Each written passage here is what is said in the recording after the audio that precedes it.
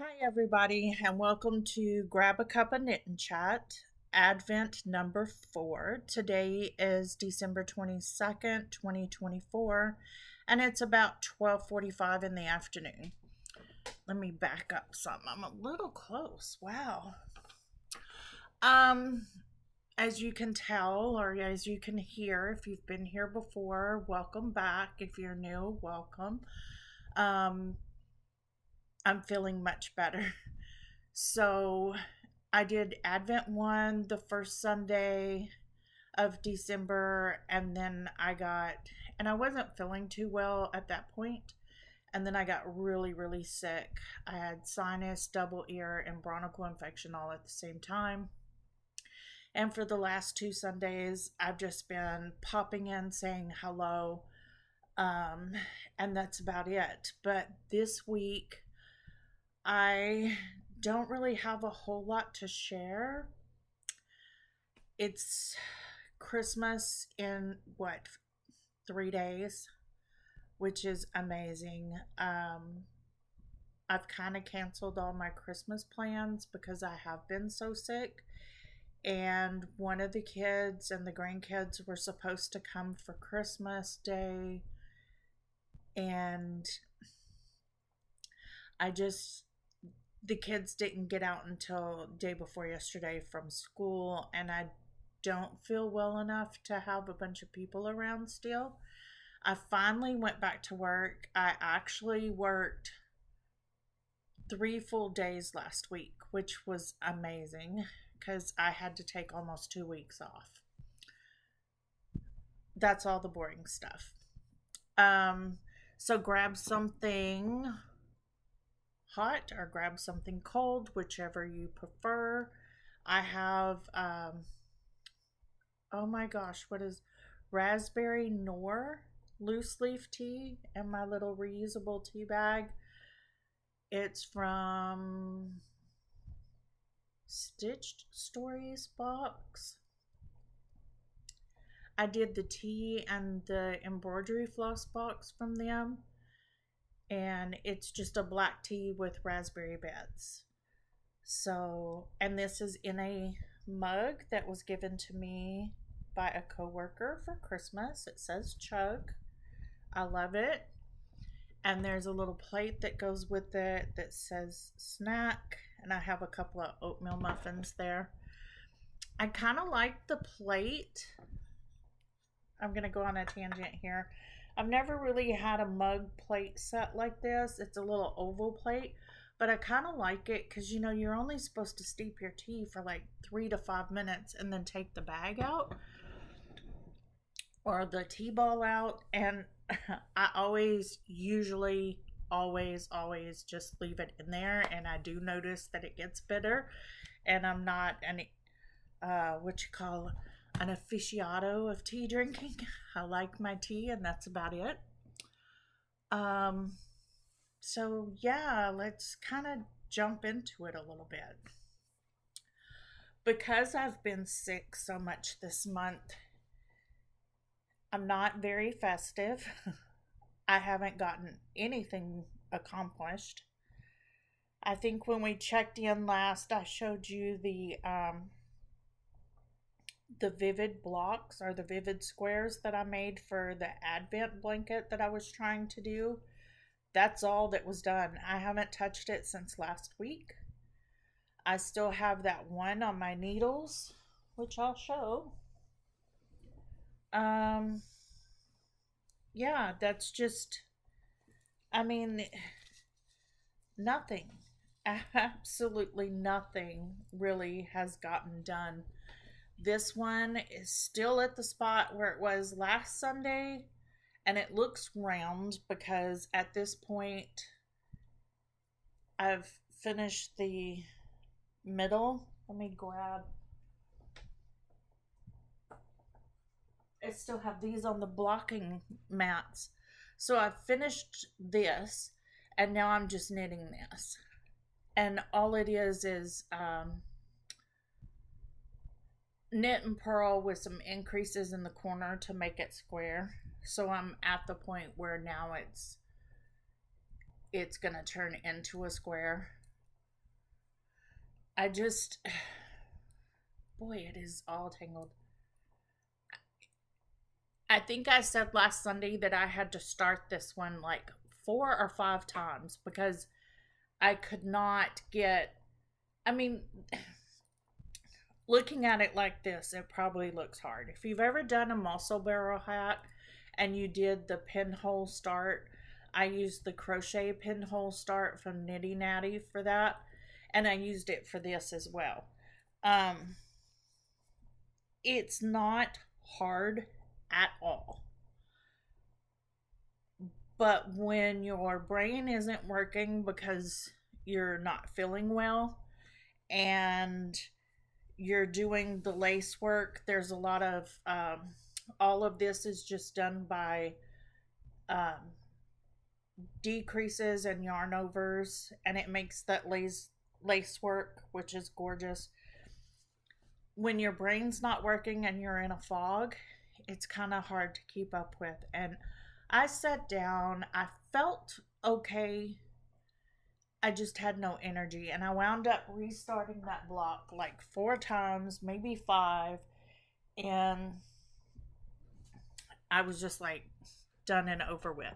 So, my advent that I wanted to do for this month, that was a self inflicted advent using some Jameson Smith yarn that I had. Not done at all because it takes 48 squares, and I think I have a total of, that's number 9. I'm still gonna make the blanket. I think what I'll do is if I feel like working on that square today, great.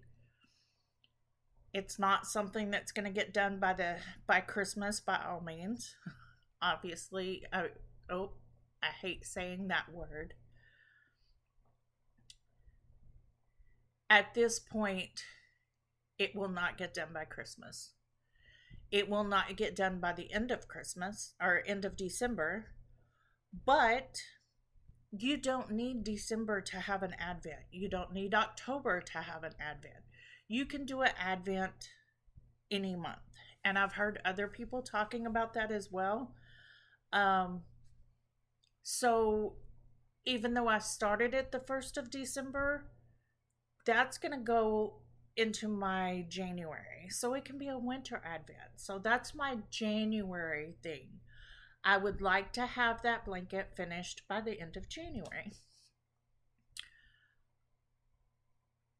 That being said, I was watching TL Yarn Crafts, Tony Lipsy, and I just happened to see one of her, oh, what did she do a couple weeks ago? Stitch it and ditch it? Stitch it or ditch it?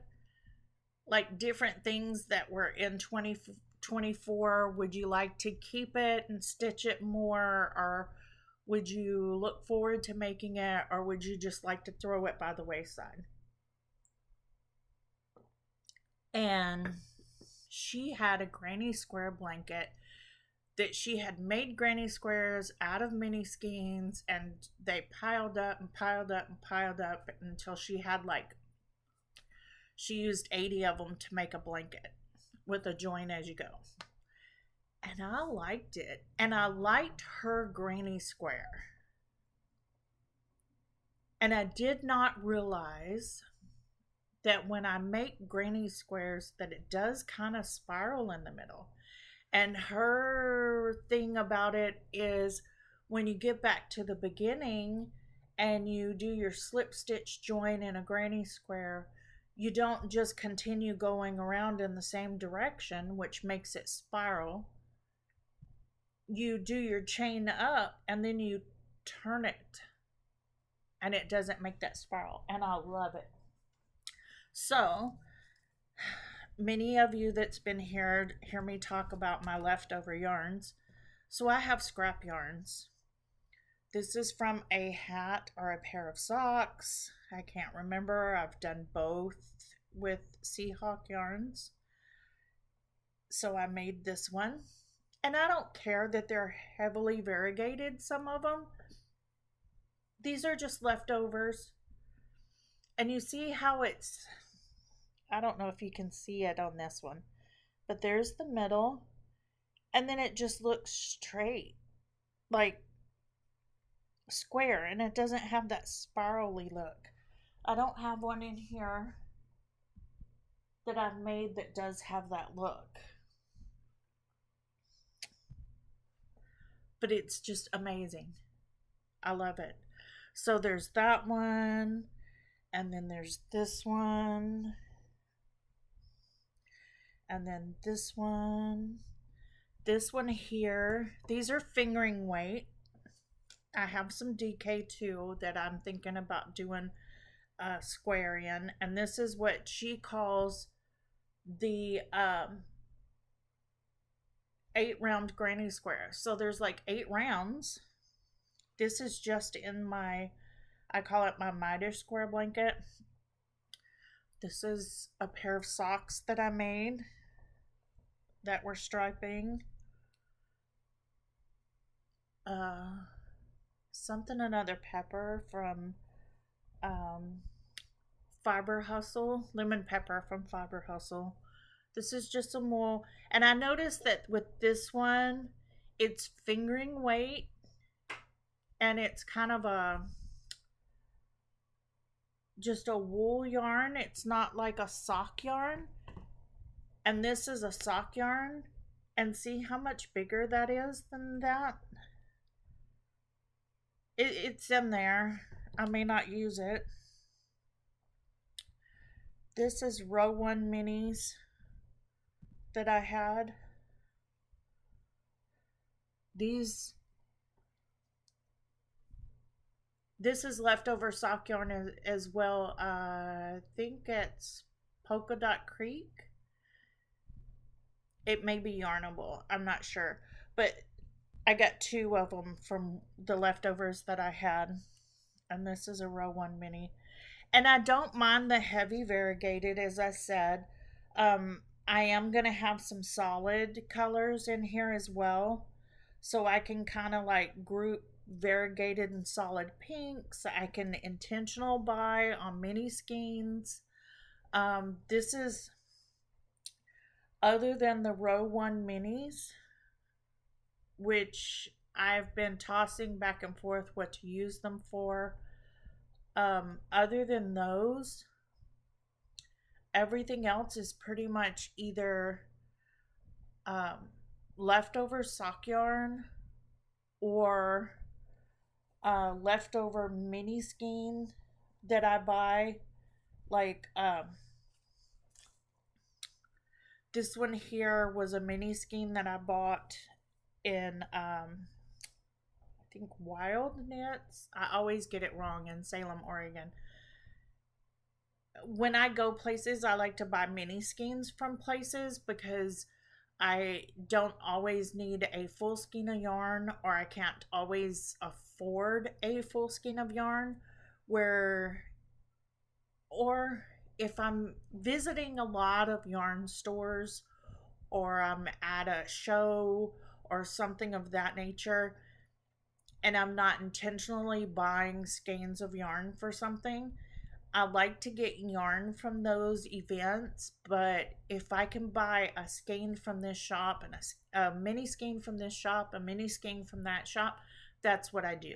So if I see a mini skein at a yarn shop that I like, even if I'm just in there looking around just to see inspiration or what have you, I'll get a mini skein, especially when I'm at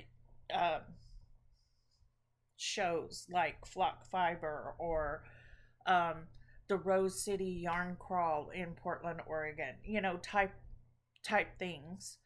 And then I bring them back and I put them in various things.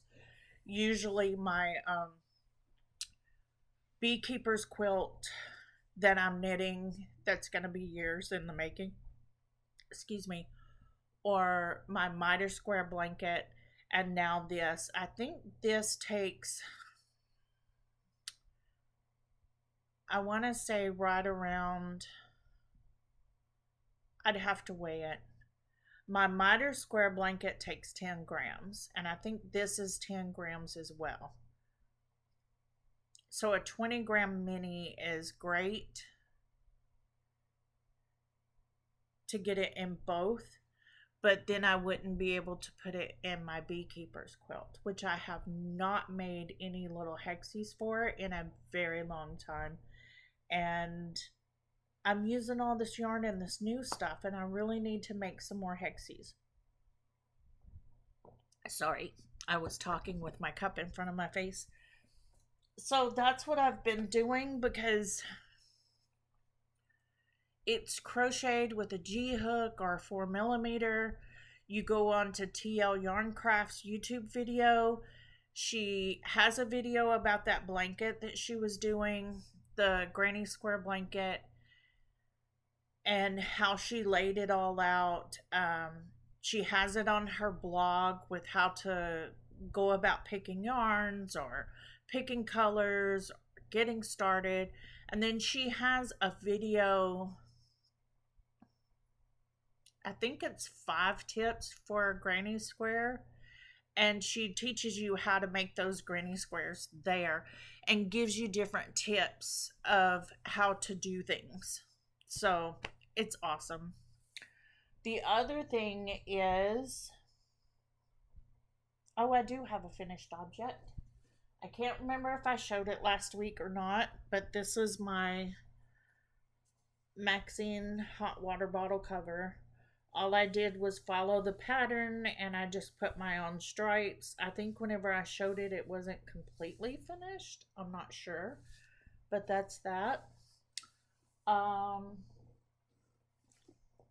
And I have a half finished object. So Woolens and Nosh Advent 2024. If you do not want to see it, please look away, because it does have all the colors in it. I'm keeping it in my little basket. This is how it came in this bag right here. Each color, or it's in 2 different 50-gram cakes, and each one is for a sock. One came out one side, one came out the other side. It's Targhee fingering, 90-10 superwash. So 90% Targhee, 10% nylon. That's what's on the, I'm reading that from the tag on the back. Amazing.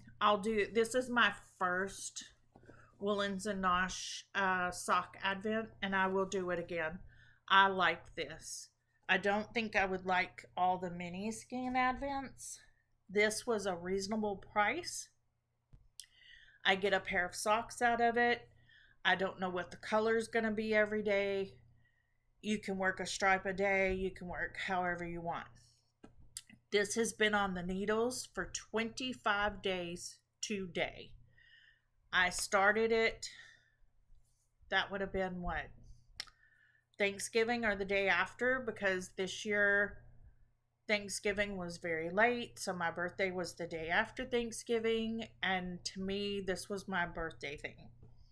So I started it for my birthday, and I'm finishing it in time to have a pair of socks to wear for Christmas. Now look away. This is my finished sock. This is the mini skein that came with it. Mine started with this green, ended with this pink. That is all 24 stripes right there. I just picked it up, knit a vanilla sock all the way down, and then I just put in the black heel. Afterthought heel, forethought heel, whatever you want to call it. It just so happened, I didn't put these on any sock blockers because I finished this one yesterday. Looks like I need to pick up. I've got a little hole on that side I need to pick up. Got all the ends woven in and everything. I like to have a 60 round leg mark for my heel, and then do 65 rounds and then start my toe decrease. Because my 65 rounds was somewhere around, well, you can see where my decreases started. Right there is where my 65 rounds was. Knowing that I was done in decrease, I just used that last stripe from my toe, and then I finished it off because in between each color is the black. This was the last stripe, and then it went back to the dark green. So I just cut it at the end of the black and then used my mini skein to finish off the toe. And then I used the mini skein for the heel and the cuff. These are going to need to be washed and blocked because they've been in this shape for so long. They're just, I mean, you can see it whenever I try to open it up. There's this big line there. I did them on a US 1 magic loop method. I sat down and did the cuff when I got that the end of October. I used that time in between because I really don't like doing the cuffs, but I used from the time that I got it to the time I started the sock to do the cuffs. So I did both of the cuffs, and then I started the first day on either Thanksgiving or the day after. I can't remember. 25 days from today, actually. So both of them are done all the way to the toe. I finished the toe on this one this morning. And I marked them both in the same spot for the afterthought heel. And I put my needles in, picked up the stitches already. But I need to go in and do the heel. So I need to take out the waste yarn. So I did mine by knitting across like I normally would, but with the waste yarn, and then turning it and purling back and then picking up my sock yarn and continuing with the foot. So that's how that works. So these will be done by the end of the day. And other than that, I really don't have a whole lot. This is my next pair of socks that I'm going to pick up. The Hearth sock from Woolly Mammoth. This is the 50% Jacob, 50% BFL Patrick sock set. There you go. And what am I doing? I have the My Josie hood or My Jose hood, whichever one you want to call it. I've heard it called both. I'm doing this in Fiber for the People yarn, and I kind of ran out. I'm having to use a big twist from Joann's, but you can't really see where it's any different. I'll have more on this whenever I get it finished. I'm very close to being finished. You can see the ends right here. You can tell the color difference, but it's so close that whenever you look right here, you can't tell that I've kind of mixed in one color over the other. But this is Fiber for the People spiral yarn in a butter toffee. I had 3 skeins, and I could not come up with what I loved the color. I loved the yarn, so I ordered it. There was 3 skeins left. It was not enough to do a whole lot with for myself because I'm on the large side, so it takes about five skeins of yarn, maybe 6, to do a sweater for me. And I loved the hood, and I thought, oh, I have enough. This is an Aran weight. This was considered a bulky, but the way it was knitting up, it was more, I don't know, It just felt right. And I wanted it as a hood. So I'm this is a hood. This is goes around your face and a scarf all in one, and it'll have I-cord edging all around here and come out with ties, and when you put it on it wraps around your neck and ties in the front. So I don't have it on barber cords or anything, so it's going to be kind of hard, but this has turned out to be extremely large. I will show you. So this is very, very big. And then it wraps around and then it comes back and it ties. But I think once I get it done and I get the I-cord on, I'm going to kind of like it being very large. I don't know. It is extremely large. This is a one size, and then it comes down, comes down and kind of lays back. I'm tempted to take it out and start over. I used the needles because it's a hood and scarf in one, and it's made like that, and hers looks kind of tight around the face. I used the recommended needles of 5mm, and it's supposed to be done in a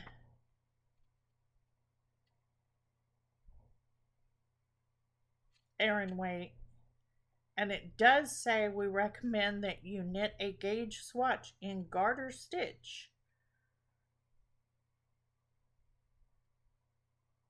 So I am considering taking it out. I'm so close to the end, and I'm considering taking it out and redoing it. This is what I've worked on the most. Only because it is so large. A 5mm is an 8. A size 8. And I'm thinking I could probably go down to a size 4 or 6. It's kind of just hard to count your stitches with this yarn. Or do I just want to leave it because I've been pondering. I haven't knit on it for a couple days. I'm down to the part where it's only that commercial yarn that's on it now, and it'll be for about that much, and then the I-cords.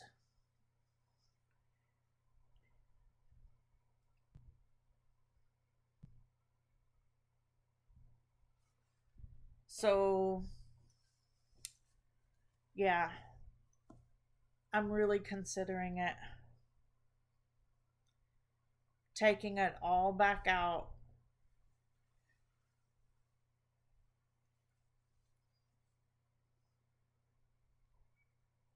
Maybe working it with both yarns like I did here. You can see it there where I started using the other yarn, and just doing that all the way through, like every couple of rows, just using it. But I don't know.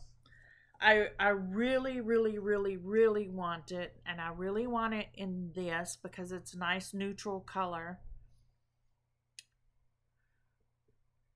But as big as it is, I really think that I can redo it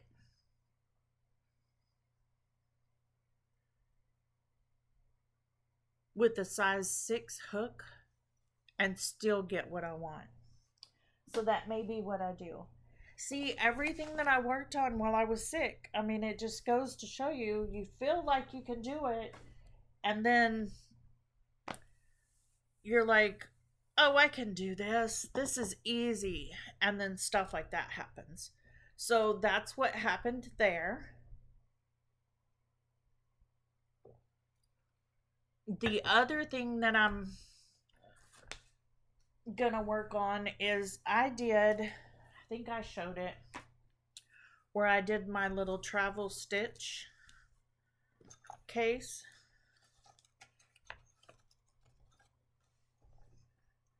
I don't like the way this one turned out. I'm not going to do the outside of it. I'm just going to leave it as it is. It's perfectly fine as is. But I do have another case. It's actually the same color. The exact same case, same color that I've gotten recently. And this is what it looks like when you start. And you tear the bits and pieces out and you use what you want. I want to take this piece and this out, I think. I may leave the flap on this one. If I do, it'll just be recovering it. Because whenever you take these out, you're just recovering them with fabric that you like. Now, here's the thing that I have. I have this. Sorry. I found this bee fabric. I'm going to try to show it to you. And this is what I was intending. If I can keep it in my hands.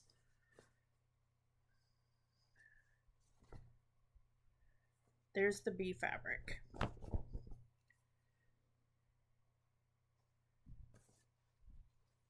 It's a fat quarter. And the tag's still on it, which I hate it when they put these sticky tags on and then they don't want to come off. It takes me a minute to get them off, and I'm trying to show you. So there's the bee fabric that I've got, and I thought that would be cute on the outside.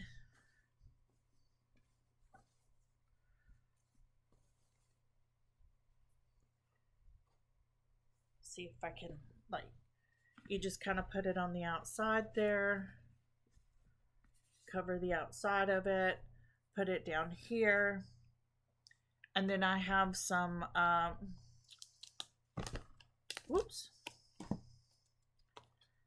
some ribbon that I'm thinking of putting between the top and the bottom.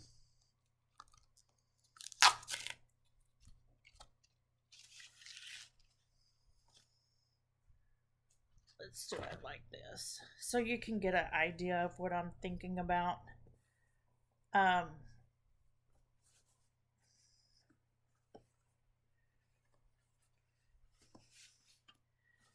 This will be along the top, and then it'll probably be along the bottom too. I'm not quite sure. And then I have this that I may not do the bottom, and I just put it around like that. But now that I see that together, I really don't like that. So I also have this duck cloth that I got. And I have this duck cloth, which is kind of a beige. I got them remnants from Hobby Lobby. And I also have this fat quarter here of just a honeycomb material. I'm thinking that this is kind of busy. That's why I was like, oh, it'll be cute on the outside. You'll have the little beehives on the top. And then whenever you open it up, the inside fabric would be this beehive. I'm pretty sure it would take more than just one fat quarter. So if I could find another fat quarter like this, I would like that. And then I thought that maybe this duck cloth on the outside and this beehive material on the inside would look good. I'm not sure. The whole thing about the top is you do the color of the top, you do a fabric on the top, and it comes down, and then you have like a ribbon or something that goes around, and you can do both. I have some lace, I have some ribbon. Um so I'm not real sure. This looks a little bit better because the other one was so busy. I really like this for the inside. And then the more sturdy duck cloth for the outside. And it would just be kind of to the edge here. And then it would have this along there. It's not quite wide enough. We'll see. It's an idea. But anyway, those are my fabric ideas for a new sewing case. I got stuck on the bee because I had that fabric, and while I was looking around, I got these little thread bobbins that had bee stuff on them and flowers for the inside, and I thought they were really cute. And I got a pair of scissors and a little bee themed measuring tape that I thought would be cute in there. I also found this pair of scissors, so I don't know which one I would put in there. And I had that beehive fabric, and I have some other fabrics. I also thought about just going with the pink theme and using this right here.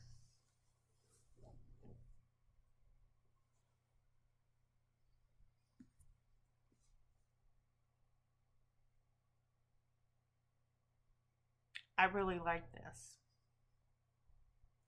This could be on the inside. And I have some purple velvety ribbon. And I have some pink velvety ribbon. I wouldn't have to worry about covering the bottom edge of the box because this purple and that pink are both the same size. But I cannot get my fingers to do what I want them to do. I'm kind of at a standstill because this is very wide. So if I did come down and cover, I could do just a cover along the edge there, come up over the edge where it would like seam, and just do it that way. Yeah, I don't know. And then I really wouldn't have to do anything. I mean, I could cover these, but leave the pink velvet on the inside if I wanted to. Yeah, I don't know. We shall see. But that's all I have for you today. I hope you have a very Merry Christmas or Happy Holidays or just some time to yourself. Like I'm gonna do this year. I feel really bad and not about not being around the grandkids, but I think it's best for everybody. Um, they've been a little sick. I've been sick. I can't afford to miss any more work. Um, and quite frankly, taking breathing treatments 4 times a day, along with a specific inhaler that I now have to take twice a day, every day for the rest of my life, is it's not very nice. So I hope you enjoy making your crafts, whatever it is that you do. And if you are feeling a little blah, then take the time to take time off and maybe not start a project or just do like I did and stop. Otherwise, you're going to wind up with a hood that's 4 times too big and you don't know what to do. That's going to come that's going to be frogged and started over. But enjoy the rest of your time. I will see you in the new year. Bye.